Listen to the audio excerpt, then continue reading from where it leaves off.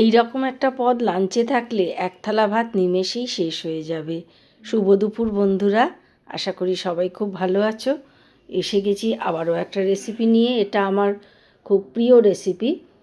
আমি ডুবো ডুবো করে কিছুটা লাউ কেটে নিয়েছি আর কিছুটা ডুমো ডুমো করে আলু কেটে নিয়েছি।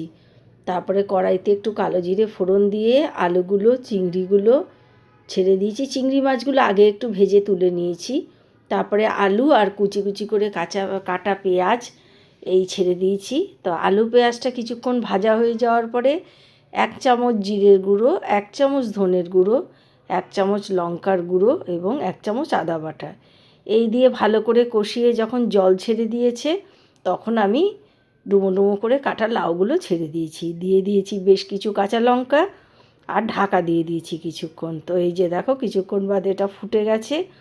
আর একটু টেস্টে ব্যালেন্স আনার জন্য চিনি দিয়ে দিয়েছি। তো লাউ আর আলু সেদ্ধ হয়ে গেছে। আর এই যতটা ঝোল রাখার দরকার ততটা যে যেমন ঝোল খাবে নামিয়ে নেবে সেইভাবে। তো তৈরি হয়ে গেল লাউ আলু চিংড়ি।